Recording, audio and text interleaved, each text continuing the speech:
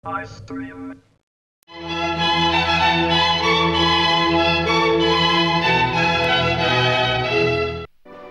Magic അവനിലേക്ക് സ്വാഗതം. ഇന്നത്തെ എപ്പിസോഡിൽ ഒരു നാടൻ വിഭവമാണ് ആദ്യം തയ്യാറാക്കാൻ പോകുന്നത്. നാടൻ എന്ന് പറയുമ്പോൾ ഇതൊരു നോൺ വെജ് വിഭവമാണ്. സാധാരണയായിട്ട് നമ്മൾ ആട്ടിറച്ചി കൊണ്ട് പലതരം വിഭവങ്ങൾ തയ്യാറാക്കാറുണ്ട്. അത് നാടനായിട്ടാണ്. കൂടുതലും ആട്ടിറച്ചി നമുക്ക് നാടൻ വിഭവങ്ങൾ തയ്യാറാക്കാനാണ് കൂടുതൽ നല്ലതെന്ന് പറയും. ശരിക്കും ഇതൊരു തനതായ രീതിയിലുള്ള ഒരു വിഭവമാണ്. ശരിക്കും പറഞ്ഞാൽ ഇറച്ചി കൊണ്ട് പല രീതിയിൽ നമ്മൾ വിഭവങ്ങൾ തയ്യാറാക്കുന്ന കൂട്ടത്തിൽ തോരൻ തയ്യാറാക്കാറുണ്ട്. പക്ഷേ ഇതൊരു വ്യത്യസ്തമായ തോരനാണ്.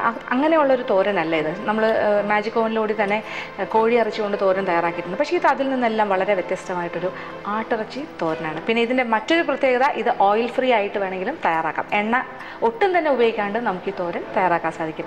എന്തായാലും നമ്മുടെ ഈ സ്പെഷ്യലായിട്ടുള്ള ആട്ടിറച്ചി തോരൻ എങ്ങനെയാണ് തയ്യാറാക്കുന്നത് നോക്കാം. ഇതിനുവേണ്ടി ചേരുവകൾ എന്തൊക്കെയാണെന്ന് നോക്കാം.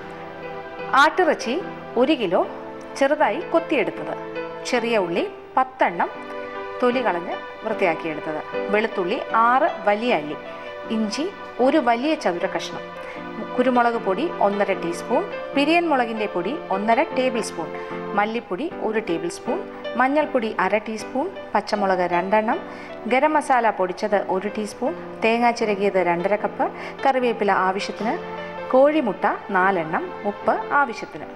അപ്പം നമുക്ക് ആട്ടിറച്ചി തോരൻ തയ്യാറാക്കാം. അപ്പോൾ ആട്ടിറച്ചി 1 കിലോയിലാണ് ഞാനിപ്പോൾ ഇവിടെ തയ്യാറാക്കാൻ പോകുന്നത്. അപ്പോൾ 1 കിലോ ആട്ടിറച്ചി ഇവിടെ കഴുകി കൊത്തി വെച്ചിരിക്കുകയാണ്. ഇനി അതിന് വേണ്ട കുറച്ച് അരപ്പ്. ഇത് നമ്മൾ തോരനാണ് തയ്യാറാക്കുന്നത്. അപ്പോൾ തോരന് വേണ്ട അരപ്പും തയ്യാറാക്കാം. അപ്പോൾ ഏകദേശം 2.5 കപ്പ് നല്ല വിളഞ്ഞ തേങ്ങ, തേങ്ങ ഇങ്ങനെ ചിരകി വെച്ചിട്ടുണ്ട്. ഇത് 2.5 കപ്പ് ഞാൻ അളന്ന് വെച്ചിരിക്കുകയാണ്. ഇതിൻ്റെ കൂടെ 2 പച്ചമുളക്, പിന്നെ ചെറിയ ഉള്ളി, കൊച്ചുള്ളി, സാമ്പാറിൻ്റെ ഉള്ളി ഒരു 10ഓ 12ഓ ചേർത്താലും കുഴപ്പമില്ല. കുറച്ച് ചെറിയ ഉള്ളി 10ഓ 12ഓ. പിന്നെ വേണ്ടത് ഇഞ്ചി.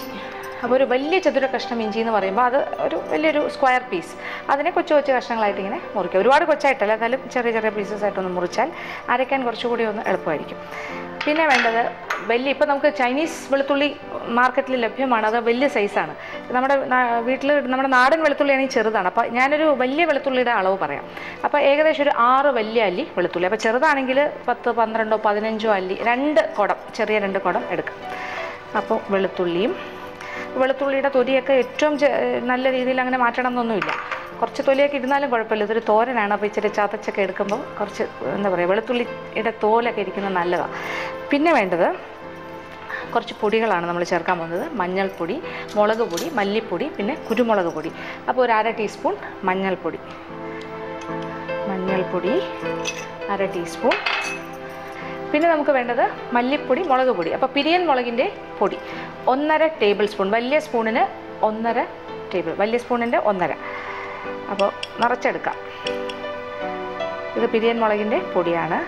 1.5 ടേബിൾ സ്പൂൺ പിരിയൻ മുളക് പൊടി.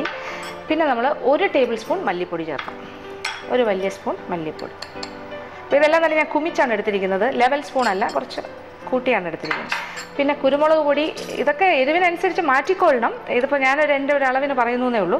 ഇത് 1.5 ടീസ്പൂൺ കുരുമുളക് പൊടി തരിതരിപ്പായിട്ട് പൊടിച്ച്. ഇനി മുഴുവൻ കുരുമുളകും ഇടാം. അത് ഏകദേശം ഒരു 2 or 3 ടീസ്പൂൺ മുഴുവൻ കുരുമുളകാണെങ്കിൽ ഒരു 3 ടീസ്പൂൺ വരെ ചേർക്കാം. 1 ടേബിൾ സ്പൂൺ എന്ന് വയ്ക്കാം. പൊടിയാണെങ്കിൽ 1.5 ടീസ്പൂൺ. പിന്നെ ഗരം മസാല പൊടി, എല്ലാ മസാലയും കൂടി ചേർത്ത് പൊടിച്ചാണ് ഗരം മസാല. പട്ട, ഗ്രാമ്പു, ഏലക്ക, പെരുംജീരകം, അത് നമ്മളിപ്പോൾ ഒരു 1 ടീസ്പൂണോളം ചേർക്കണം. അപ്പോൾ ഇതെല്ലാം ആയല്ലോ, എല്ലാ കാര്യങ്ങളും ആയിക്കഴിഞ്ഞു. അപ്പോൾ ഇതിലിപ്പോൾ എരിവിൻ്റെ കാര്യങ്ങൾ കുരുമുളക് പൊടിയുണ്ട്, മുളക് പൊടിയുണ്ട്, പച്ചമുളകുണ്ട്, ഇഞ്ചിക്കും കുറച്ച് എരിവുള്ള കാര്യമാണ്. അപ്പോൾ ഇതെല്ലാം ചേർത്തിട്ടുണ്ട്. അപ്പോൾ ഇതിൻ്റെ അളവ് ഓരോരുത്തരുടെ ഇഷ്ടത്തിനനുസരിച്ചിട്ട് ക്രമീകരിക്കുക. ഇനി ഇതെല്ലാം കൂടി ചേർത്തിട്ട് മിക്സി ഉപയോഗിച്ചാണെങ്കിൽ ഏറ്റവും എളുപ്പം ഒന്ന് ചതച്ചെടുത്താൽ മതി. ഒരു തോരൻ്റെ പാകത്തിനൊന്ന് ചതച്ചെടുക്കുക. 2-3 പ്രാവശ്യം ഒന്ന് ബീറ്റ് ചെയ്ത് കഴിഞ്ഞാൽ നല്ല പാകത്തിന് ചതഞ്ഞ് കിട്ടും. അരകല്ലിൽ വെച്ചിട്ട് ചതച്ചെടുത്താലും മതിയാകും. അപ്പോൾ ഏതെങ്കിലും രീതിയിൽ നമ്മളിതൊന്ന് ചതച്ചെടുക്കണം.